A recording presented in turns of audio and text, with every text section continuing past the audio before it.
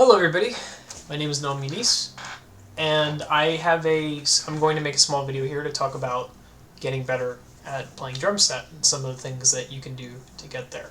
So a little background about me, I teach music at a private school, and I'm also a student at the University of Maine at Augusta. And last semester I studied drum set with my professor Stuart Marks, and we covered quite a few things, and I think that they were very good for me, and I think that they would be good for you all as well.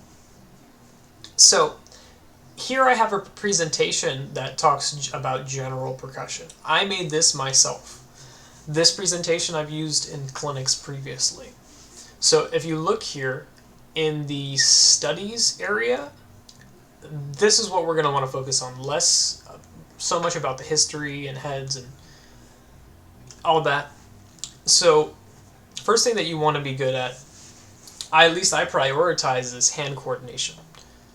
If you can work with your hands, you can play. Okay, the foot stuff is just, an added bonus, but if you can at least get a groove going, you're set. So I have another slide here that talks about what you were going to want to do for getting better at snare drum. So, eights on a hand, rudiments, all that stuff. So here's where we get into the drum set. I am not going to show the content, as the content of these books is not mine. I cannot post this on YouTube if I go around showing material that is copyrighted. But I can't talk about it. So Tommy Igoe Groove Essentials 1.0 is a book that I use for learning different styles of music on the drum set. So it has a whole ton of variations of genres. So we'll have rock, and then variation A and B of rock. So I definitely recommend that book for a general sense of style, musicality. As a drummer, you're going to want to play multiple genres for different reasons. If you play different genres, it teaches you how to better approach other ones, and it also helps you become more creative, because when you go to compose, you have this arsenal of genres that you've taken rhythms and learned rhythms from and find very satisfying to play. Gary Chester's New Breed is a book for, generally speaking, the bass drum. So this is a book where you're going to have, I think it's about 13 patterns in the book, and those are for your hands. So your hands will be doing something, and then all of the sheet music throughout the entire book is meant to be played on your foot. So I would recommend, I would definitely, so for example, number one, okay, use them. I was taught to use the Moeller technique, right? So you're going to go, it's 16th notes, so you for the whole measure. So da da da da da da da da da da. Right, and once you got that down with both hands, you're going to go to the first page, which I believe is 1A, and then you're going to, I would recommend you play the bass drum with your foot first. The technique, you could probably just press down on the pedal. So let's say this is the pedal here. You could probably just press down on the pedal like that with your foot at the beginning. Heel to toe is usually for faster 16th notes, so you would slide da da da da da like that, da da da da da. That's what I do for faster notes, because it's really hard to play faster, more complicated rhythms when you're just pressing down with your foot. You have gravity to help you out there. So yes. So once you play the bass drum part, you'll have the 16th note pattern, right? So try to play the first 4 measures, just the bass drum by itself, in time. Once you got that, now add the 16th note pattern. So da da da da da da da, and then play the bass drum part. Just keep it going, right? And that's essentially the whole book, and it gets really hard towards the end. And then now Ted Reed's syncopation. So Ted Reed's syncopation it really only has a snare drum and a bass drum line. So you could totally practice that as is. I would practice it swung. Once you can play those and you understand those rhythms, playing the bass drum, or even start out with just your left hand alternating playing the rhythms. Once you've got that, you're good.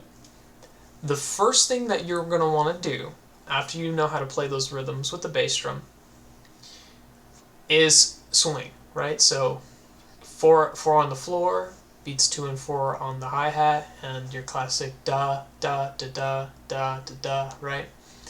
Once you have that, you're going to want to play the sheet music that's written in your left hand, right? So the first measure, da da da da da, right? So you're going to want to play the swing da da da da, and then also play that melody. So da da da da da da da da da da, right? So that's how you want to approach it. That is very challenging, but once you get it, it becomes fun, and you will struggle with it, but it will become easier once you move ahead to the 8 triplet ways. Once you start playing the 8 triplet ways, and then you go back and practice syncopation just with swing and playing the line in your left hand, it'll become so much easier because the 8 triplet ways is far more complicated. So the 8 triplet ways, Alan Dawson's 8 triplet ways, is essentially changing how you approach the book. So, for example, the first triplet way, right, turns all of the shorts or eighth notes into a certain part of the drum set, and the longs, the quarter notes, and longs are also anything, quarter note or longer, so dotted quarter notes also count. And even 2 tied eighth notes are considered a long, right? So essentially, the first triplet way, all 8 notes are going to be on the high tom, and then the longs, so quarter notes, tied eighth notes, or dotted quarter notes, are going to be bass drum and cymbal. So what you were playing before on the snare, da da da da da, is going to become da boom boom, right? And I know that sounds kind of funny, just a drummer singing it, but that's essentially what it is. Then you're going to want to add the hi-hat on 2 and 4. So nothing surprising there.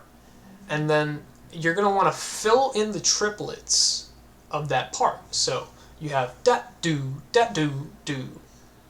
right? So if you fill in the triplets, right, it would be da gu doom, da gu do do do, ga do gu do do gu do, right? And it's very hard, but trust me, it's worth it. It's worth it. You will learn how to develop independence.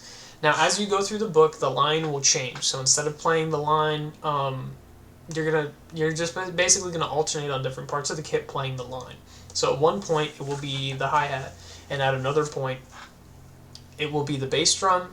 Another point it will be all shorts are accented, and all longs are bass and ride, and also bass and whatever other cymbal that you want to use, whether it be the crash or another ride.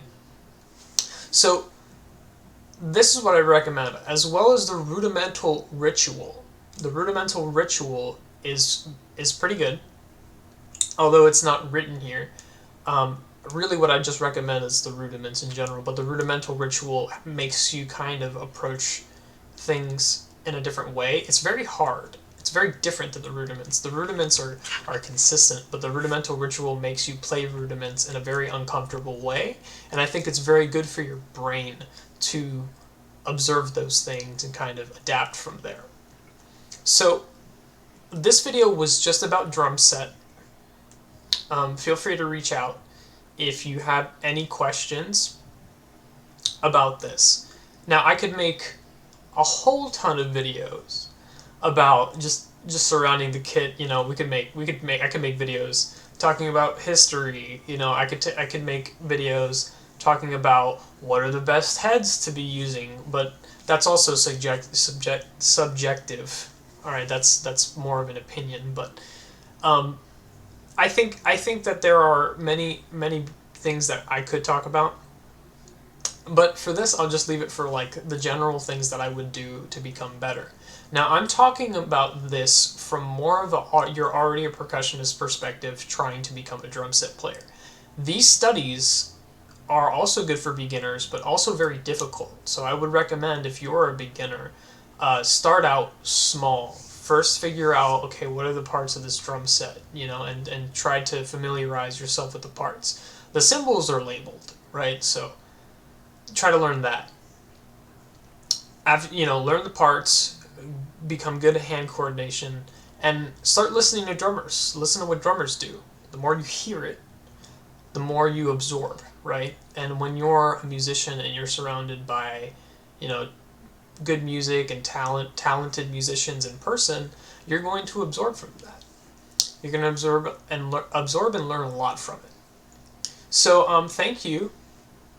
Have any questions? I'm going to post this. This is going to be posted on YouTube. Feel free to reach out to me if any of you guys have any questions or any general recommendations as well. And for sticks, I do have a complete... this whole presentation has all of that information. I do recommend what I put in here. ProMark American Hickory Acid Jazz, and then here's the number. And also the Vic Firth Zorros. I use these for my practice pad, but they feel amazing. Definitely recommend. So these ProMark American Hickory Acid Jazz sticks are kind of difficult to get. I don't know if they stopped manufacturing them, but I can't find them on Amazon. I have to go like on another website where they might still be available. So I may buy them in bulk next time I can. But here's some general recommendations for sticks. I own all of this stuff, so I can actually tell you and even show you this. So thank you, and if you have any questions, feel free to email me, comment below. Thank you, and have a great day.